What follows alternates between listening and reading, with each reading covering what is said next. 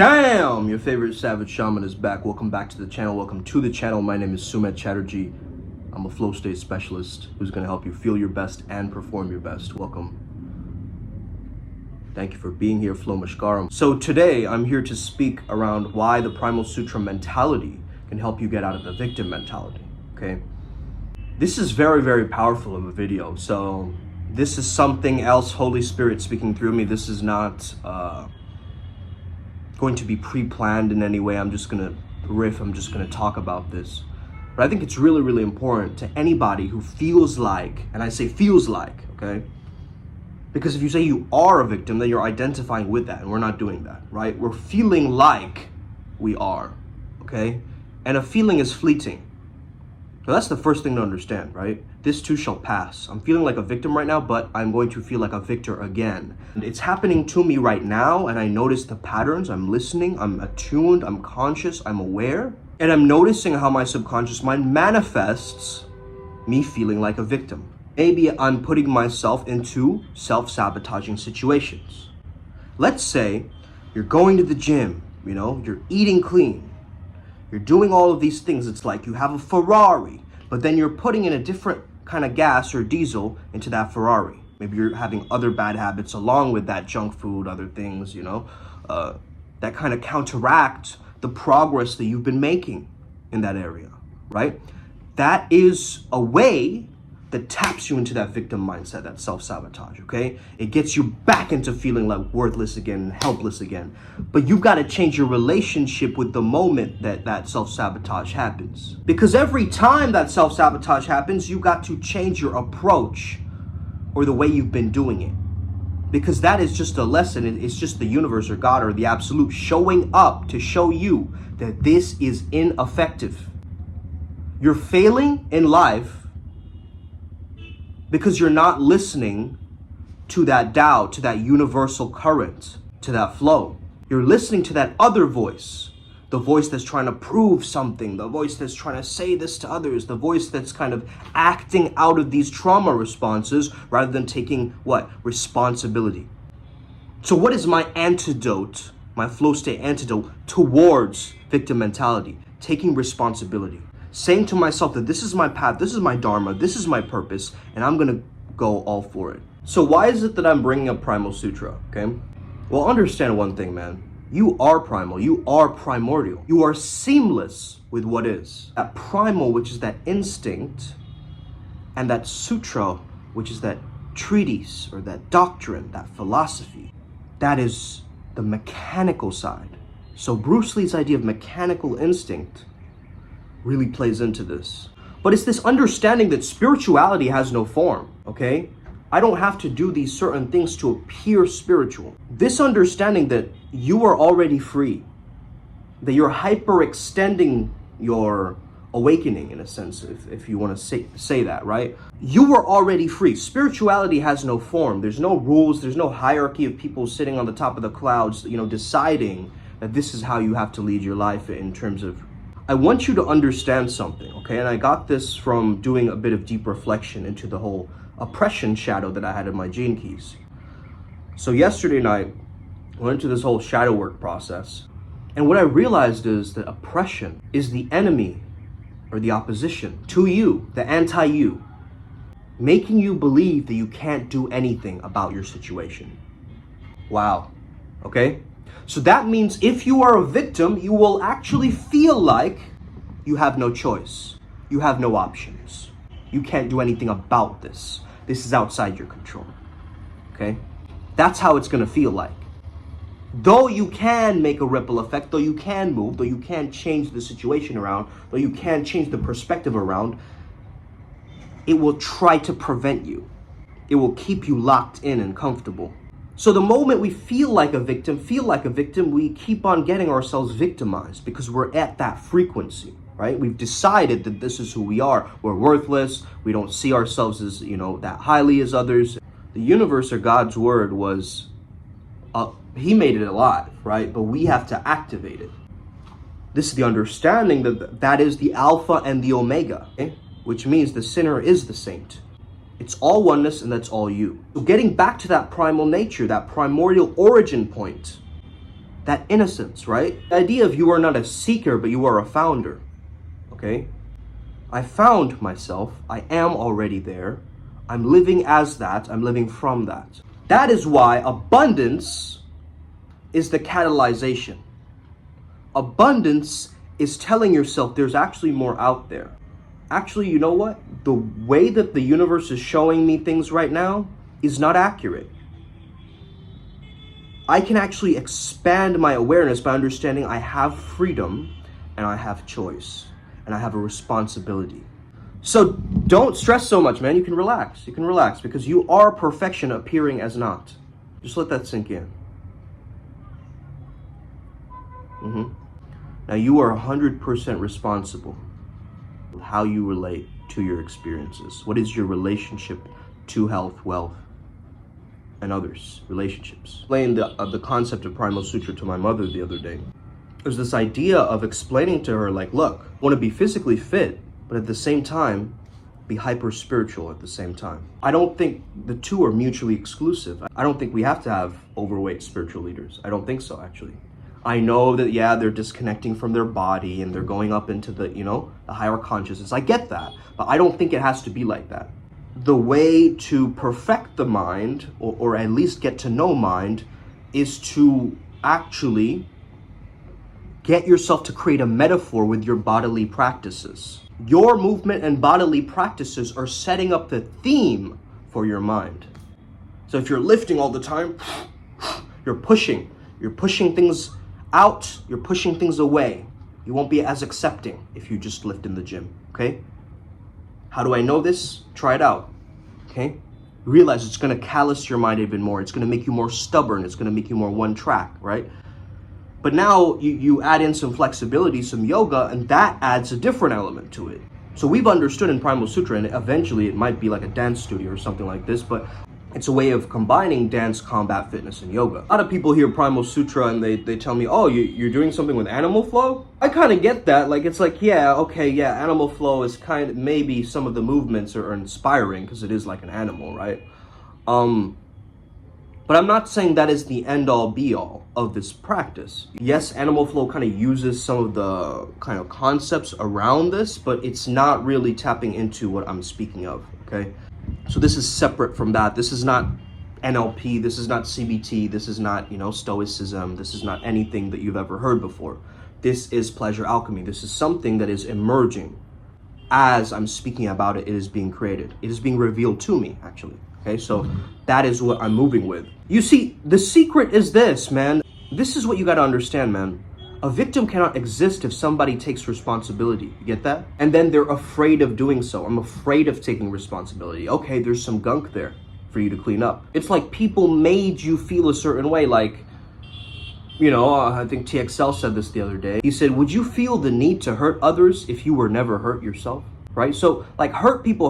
We know that, right? Understand this, man. You have felt wronged, right? You felt wronged by somebody. You felt that was unjustified. Somebody crossed my boundaries, right? That wasn't fair. Why does this always have to happen to me? That's the thing. It's not only happening to you, it's happening across the planet.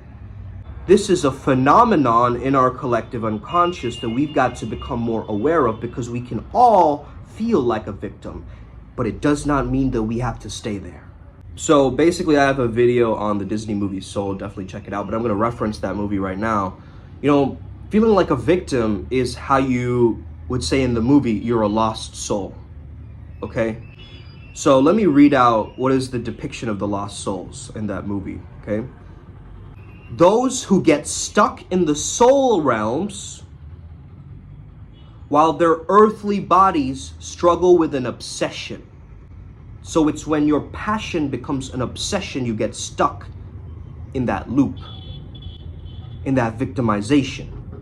They represent individuals who become so engrossed in a job, passion, or idea that they cannot be fully present with life's experience. So basically, they're showing us the dark side of flow state, guys, right? Because they talk about being in the zone, which is a positive version of that.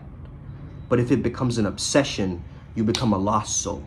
It's something that is putting you back into this material world, right? Bringing you down. So if you're doing things like staying in an abusive relationship, Not taking care of your health, you're in a bad work environment, or you're neglecting your true passions and interests. That causes your soul to fracture or fragment, and you feel like you're chasing to put all the pieces back together, not already knowing that you are already free and you are already whole, and those pieces belong as they may. It's just a mental shift that you gotta make. So when someone feels separate, they want to seek the flow, not knowing that they already are the flow. I'm a separate entity looking to connect with the Tao or that flow or that invisible prana. You are flow. There's nothing but the flow. Yes, it is this fleeting or transitory or temporary state that comes in and out like little flickers.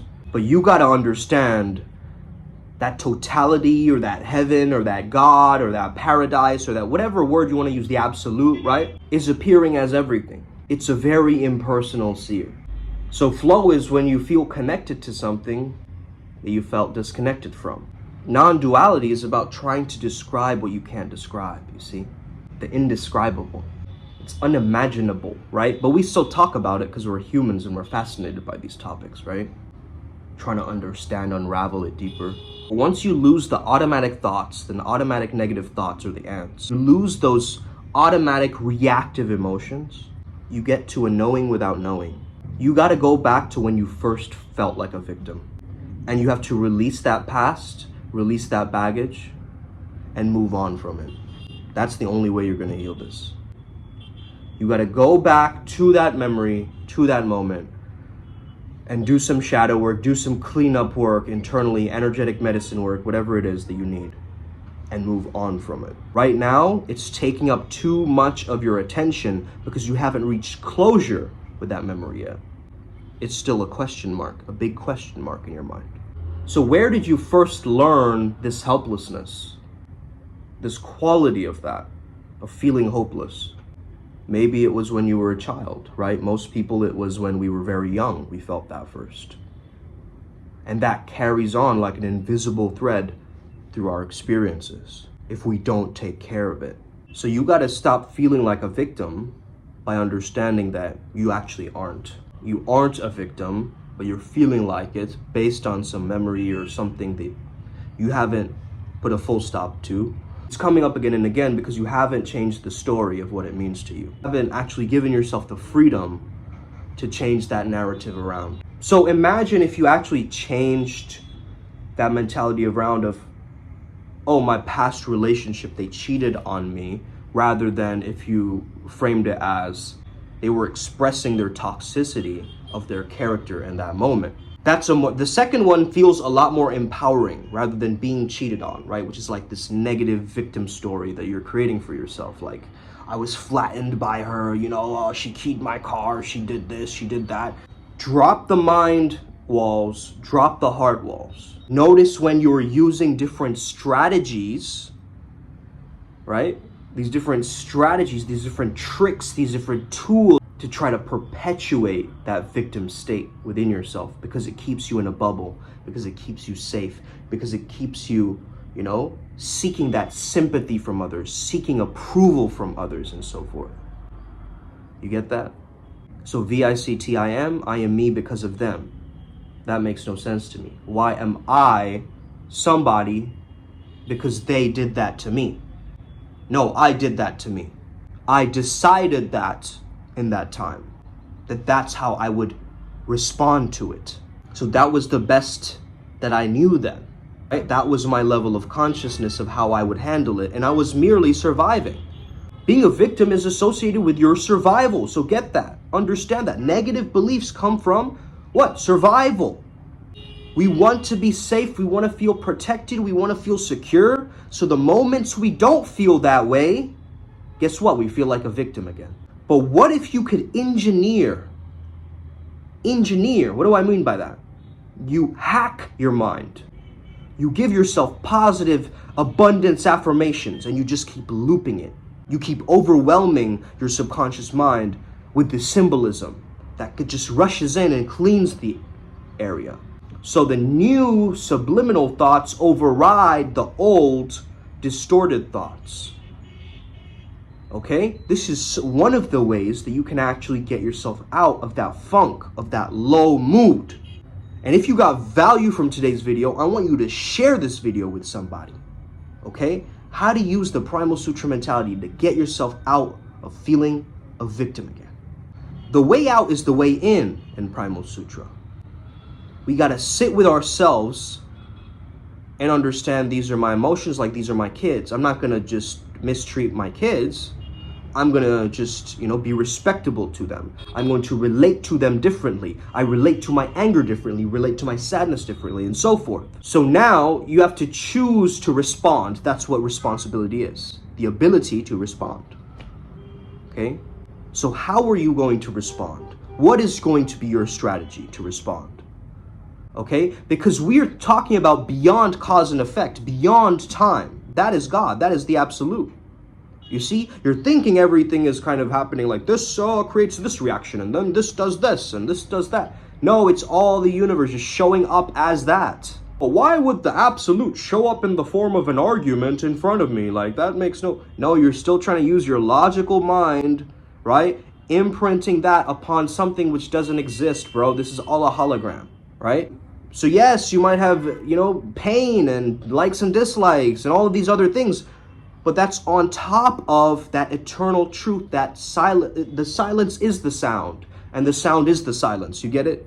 So I'm reaching a very, very heightened level of spiritual realization nowadays, and it comes from that kind of Advaita, or that non-dual approach. But also, I'm not discounting that, we also have morality and all of these different things that we've kind of contextualized towards that religion brings us these things, okay? I think in our heart of hearts, we know what's right and wrong, right? I don't think that, hey, some people are scarred, right? Like, for instance, psychopaths or sociopaths or people like this, right? They're scarred. They're scarred. They haven't healed their scars. Because they're scarred, they're coming from a scarred place, scarred family. They maybe kill animals when they're younger. They have a lack of empathy and so forth. And it just stacks from that point onwards, right? It's important to understand that you become conscious, you become aware of your experience. And that's how you're going to stop feeling like a victim, is you're going to have to become online, become alert again. Because if you keep living in this haze, this zombie mode of like just being tranced out and zoning out, you can't really be sharp. You can't change your habits around. You get what I mean? You got to be sharp, you got to be vigilant, you got to be disciplined on this journey. Okay, that's what we're talking about. So thank you so much for watching. Have an incredible day. Remember, spirituality has no form. Okay, let's get it. May you never be the same again, and stay legendary. Let's go. Upward Spiral Gang. Us.